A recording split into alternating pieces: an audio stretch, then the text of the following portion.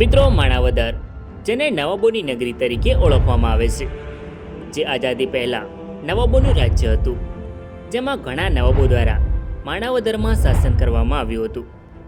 મિત્રો, માણાવદર રજવાડાનો ઇતિહાસ ઈસવીસન 1733થી શરૂ થાય છે. મિત્રો, મુગલ સામ્રાજ્યના સમયમાં બાબી વંશને ગુજરાતના સુબેદાર તરીકે રાખવામાં આવ્યા હતા. ત્યારબાદ મુગલ સામ્રાજ્યના પતન પછી બાબીઓ ગુજરાતના નિયંત્રણ માટે મરાઠા સામ્રાજ્યના ગાયકવાડ વંશ સાથેના સંઘર્ષમાં સામેલ હતા. ત્યારબાદ મરાઠાઓ સમગ્ર ગુજરાત પર નિયંત્રણ સ્થાપિત કરવામાં સફળ રહ્યા હતા, જ્યારે બાબી વંશે જૂનાગઢ, રાધનપુર, બાલાસિનોર અને બાટવા માણાવદર પર તેમનો કબજો જમાવ્યો હતો. મિત્રો, નવાબોના શાસન દરમિયાન બાંધવામાં આવેલી ઇમારતો આજે પણ માણાવદરમાં જોવા મળે છે, જેને જોઈને આપણને માણાવદર રજવાડાનો ઇતિહાસ જાણવાની ઈચ્છાઓ જાગે છે. જેથી આજના વિડીયોમાં આપણે માણાવદર રજવાડાનો ઇતિહાસ જાણીશું. મિત્રો, જ્યારે ભારત દેશ અંગ્રેજોના શાસનમાંથી આઝાદ થયો ત્યારે ભારતનું વિભાજન થયું, જેમાં ભારતના ભૂતપૂર્વ મૂળ રાજ્યોને નવા રચાયેલા ભારત સંઘ અને પાકિસ્તાન ગમે તે એક સાથે જોડાવાનો વિકલ્પ આપવામાં આવ્યો હતો. ત્યારે માણાવદરના નવાબ અને જૂનાગઢના નવાબે તેમના રાજ્યોને પાકિસ્તાનમાં જોડાવા માટે તૈયાર થયા હતા, પરંતુ રાજ્યના લોકો ભારતમાં જોડાવા માંગતા હતા. જેથી લોકોના મત લેવામાં આવ્યા, જેમાં બહુમતીમાં લોકોએ ભારતમાં જોડાવાનો સ્વીકાર કર્યો. ત્યારબાદ માણાવદર અને જૂનાગઢને ભારતમાં ભેળવી દેવામાં આવ્યું હતું. મિત્રો, અત્યારના સમયની વાત કરીએ તો માણાવદર રાજ્ય જે આઝાદી પહેલાંના સમયમાં નાનું રજવાડું હતું, જે આજે ગુજરાત રાજ્યના જૂનાગઢ જિલ્લાના માણાવદર તાલુકામાં આવેલ એક નગર છે. નમસ્કાર મિત્રો, તો સ્વાગત છે એક નવા વિડીયોમાં. સો ફ્રેન્ડ્સ, હું છું ધર્મેશ અને ધર્મેશ પટેલ યુટ્યુબ ચેનલમાં તમારું સ્વાગત છે. સો ફ્રેન્ડ્સ, આજના વિડીયોમાં આપણે માણાવદર રજવાડાનો ઇતિહાસ જાણીશું. સો વિડીયોમાં છેલ્લે સુધી બન્યા રહો. મિત્રો, સૌપ્રથમ વાત કરીશું આપણે માણાવદરના નવાબોના પૂર્વજો જે ખાન હતા, તેમનું આગમન ભારતમાં કેવી રીતે થયું.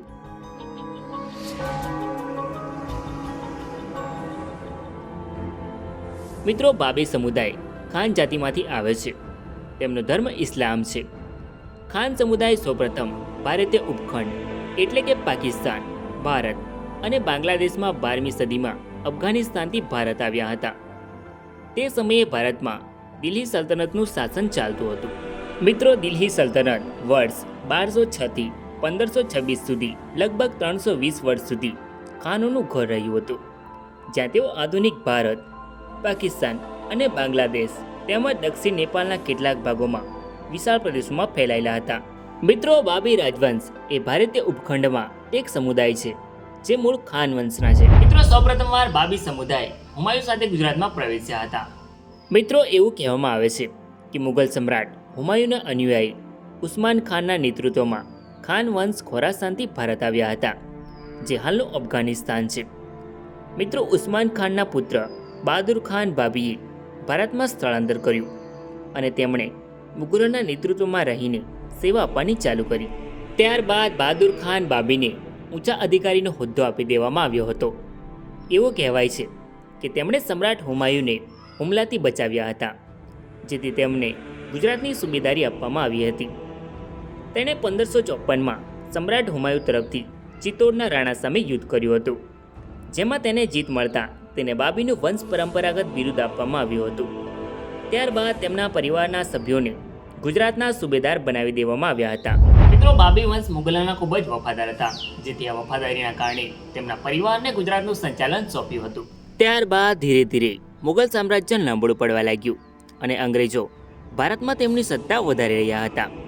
અંતે મુગલ સામ્રાજ્યનું પતન થાય છે. મિત્રો, મુગલ સામ્રાજ્યના પતન પછી બાબી સમુદાય જે મુગલ સામ્રાજ્યના ગુજરાતના સુબેદાર હતા, તેમણે પોતાના રાજ્યો બનાવવા ગુજરાતના નિયંત્રણ માટે મરાઠા સામ્રાજ્યના ગાયકવાડ વંશ સાથેના સંઘર્ષમાં સામેલ થયા હતા.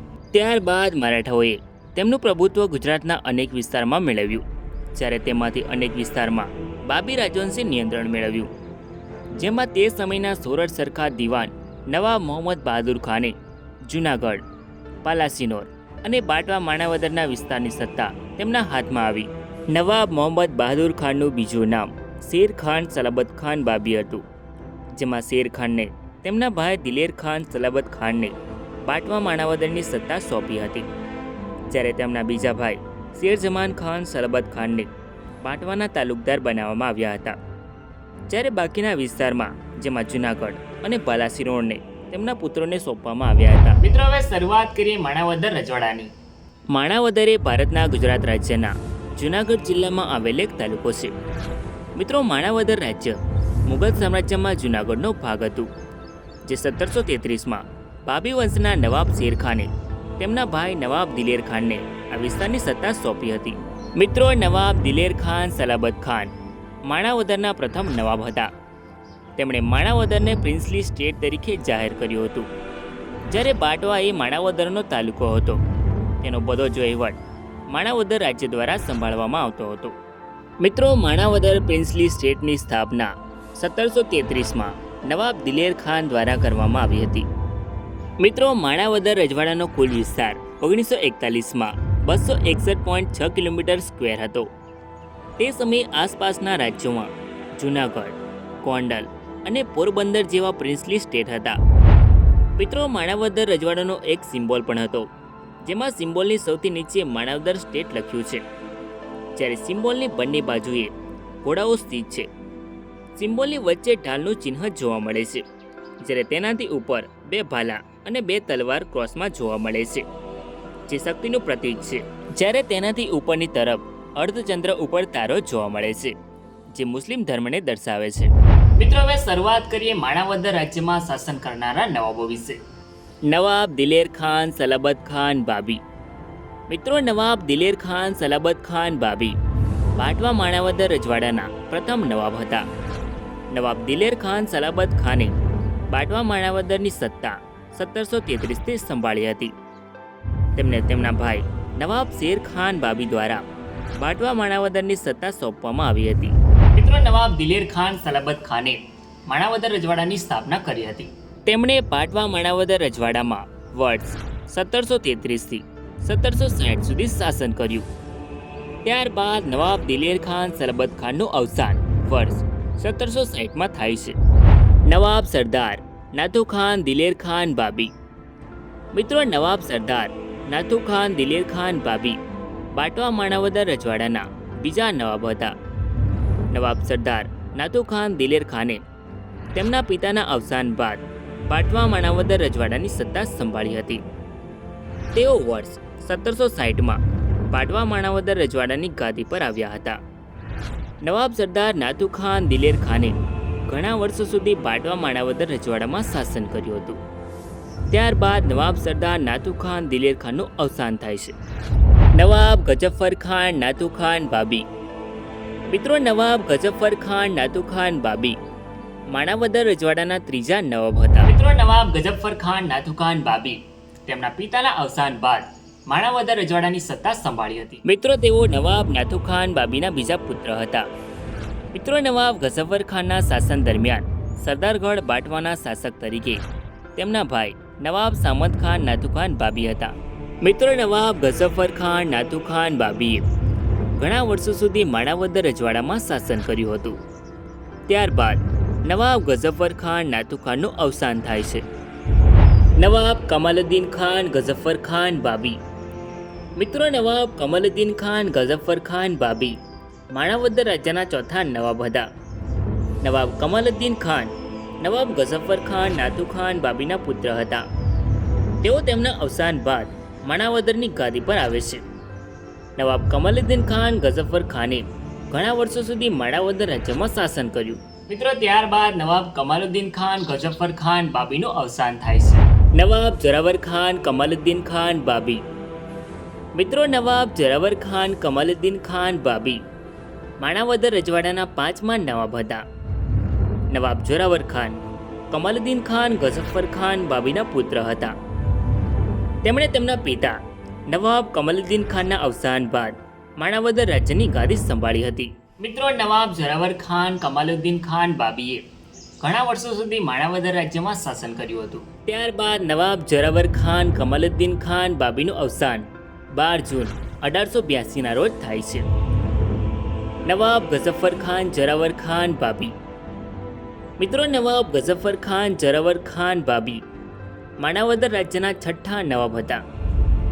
તેમણે તેમના પિતા નવાબ જોરાવર ખાન બાબીના અવસાન બાદ માણાવદરની ગાદી પર બેસાડવામાં આવ્યા હતા. મિત્રો, નવાબ ગજફર ખાન જોરાવર ખાન બાબીનો જન્મ 4 નવેમ્બર 1862ના રોજ થયો હતો.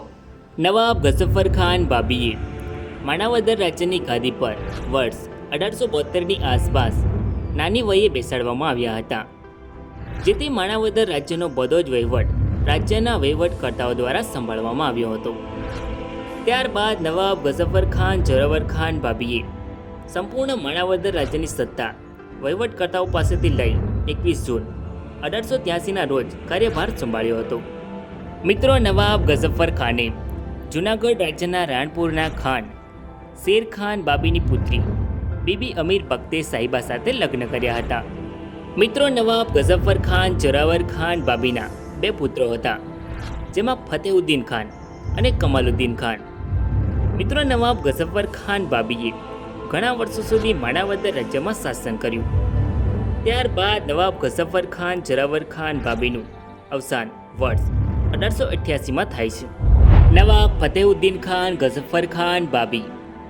મિત્રો, નવાબ ફતેહુદ્દીન ખાન ગજફર ખાન બાબી માણાવદર રાજ્યના 7મા નવાબ હતા. નવાબ ફતેહુદ્દીન ખાન બાબીનો જન્મ 1885માં થયો હતો. મિત્રો, નવાબ ફતેહુદ્દીન ખાનને તેમના પિતા ગજફર ખાનના અવસાન બાદ માણાવદરની ગાદી પર બેસાડવામાં આવ્યા હતા.